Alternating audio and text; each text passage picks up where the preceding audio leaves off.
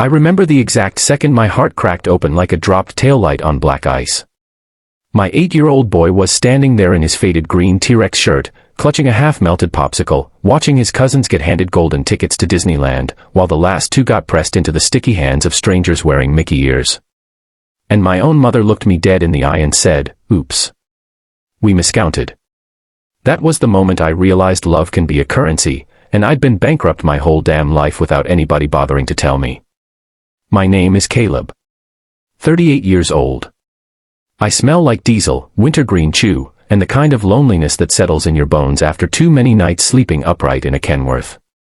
People call me when the garage door jams, when the water heater dies, when somebody needs $1,000, just until Friday. I'm the guy who always says yes. The guy who shows up with tools in one hand and his kid's booster seat in the other. The guy nobody ever thinks to save a seat for. That cookout was supposed to be my dad's 65th. Same sagging backyard, same warped picnic tables, same cooler with the peeling Lakers sticker he refuses to replace. I brought potato salad and a quiet hope that maybe this year they'd notice I was breathing too. My sister Lauren rolled in 40 minutes late in her white SUV that still smells like new car and performative perfection.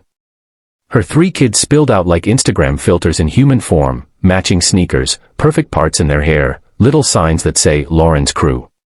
My son Noah stood off to the side, tugging at the hem of his dinosaur shirt, trying to make himself smaller than he already felt.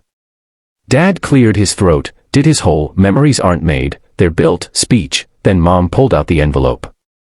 6 crisp Disney tickets.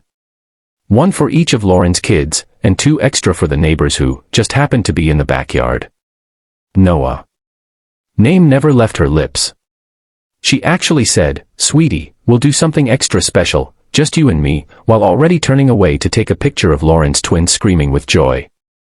Noah looked up at me, popsicle dripping red down his wrist, and whispered, "It's okay, Dad.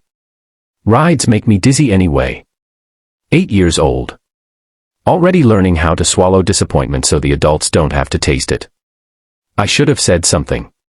Should have snatched those tickets, torn them in half, made a scene big enough to match the hole ripping open in my chest. But I didn't. I just stood there smiling like a man who still believed fairness was a family value and not a fairy tale. Here's the thing nobody in my family ever says out loud. I've been paying for their lives for half a decade. The house we were all standing behind, the one with the fresh paint and the new deck, the one Lauren now calls ours, used to belong to my grandparents. When Dad's heart stuttered 5 years ago, the bank started circling. Mom cried on the phone, "We can't lose it, Caleb. It's the only home the kids have ever known." By the kids, she meant Lauren's kids. Never Noah. Never me. I took out a second mortgage on my own little place, refinanced my rig, worked every extra load from here to the Canadian border. $342,000 poured into that house, roof, furnace, the cedar fence, the taxes they forgot. They promised, my name would go on the deed the second the dust settled. I have the email. I have the text that says, "Christmas, son, we'll make it official." Christmas came. Christmas left. My name never showed up. The Disney tickets weren't the first cut. They were just the first one my son was old enough to feel bleed. 3 weeks later I was killing time between loads at the county recorder's office. I told the clerk I was just checking something. She printed the current deed and slid it across the counter. Like it was nothing. Owners, Richard and Diane Morrow, and Lauren Morrow Benton. Quitclaim recorded 4 months ago. My name. It had been erased like a smudge on a windshield. I sat in my cab and read it 4 times, waiting for the words to rearrange themselves into something that didn't feel like a knife. They never did. I didn't scream. I didn't call and curse them out. I just opened the banking app and started downloading 5 years of payment proofs. Then I made a new folder called 296 Oak Ridge Lane, and I started filling it like a man building a bomb he hopes he never has to use. The housewarming invitation came 2 months later. Lauren posted a carousel, fresh quartz counters, the shiplap accent while I hung while she was at Pilates, the porch swing I rebuilt with my own hands in 100-degree heat. Caption, new chapter, same roots. So grateful. I stared at that swing until my eyes burned. I typed, "looks great," 100 times and deleted it every time. I showed up on the day with Noah clutching my leg and a black binder in my hand that weighed more than sin. Inside smelled like lemon candles and betrayal. Everyone kept saying, "Wow, Lauren, you've done Southwest much with the place," while I stood in the doorway counting nail holes I'd personally patched. Lauren air-kissed me, arms barely touching. "So glad you could make it, big brother." "Noah, the twins have new Legos upstairs." Noah stayed glued to my side. After cake, after the clinking glasses toast to fresh starts, I asked if we could talk. Just the 5 adults. We sat around the dining table I refinished in my garage at 2 a.m. so it would be ready for Thanksgiving. I opened the binder. Tab 1, Mortgage Payments, $342,618.47 to date. Tab 2, Receipts for every repair. Tab 3, The Original Agreement, Clause 4.7 highlighted in calm, murderous yellow, equitable interest recognized concurrent with payment schedule. Tab 4, The Current Deed. My name. Missing like I'd never existed. Lauren laughed first, sharp, dismissive. "Are you seriously doing this at my housewarming?"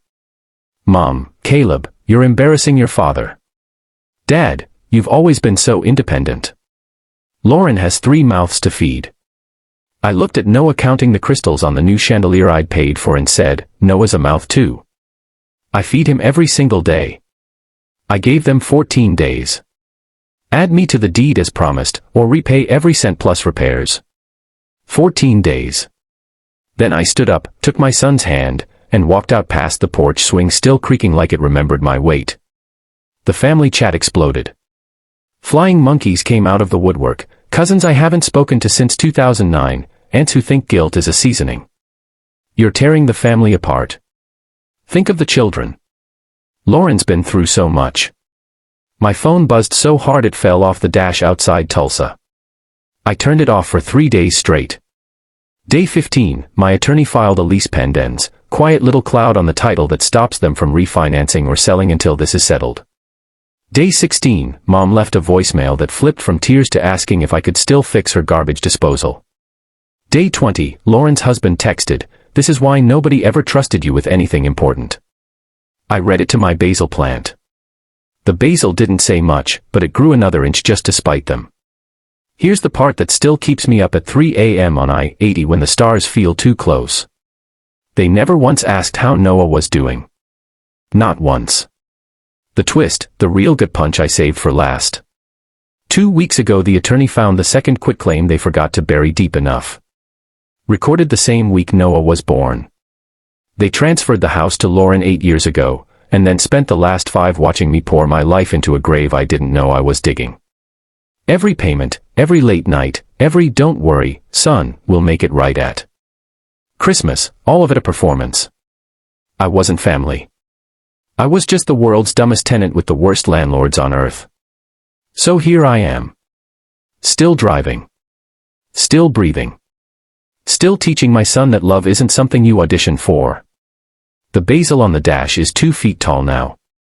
Noah named it Justice. We don't go to Oak Ridge Lane anymore. We built a smaller table, just big enough for 2, and we eat every meal at it like it's Thanksgiving. If you've ever been the one they only call when they need something. If you've ever smiled while they handed your portion to someone else. Tell me in the comments. When they finally showed you the price tag on their love, did you pay it? Or did you finally walk away? I'm still deciding which one of us was the bigger fool. But I know this.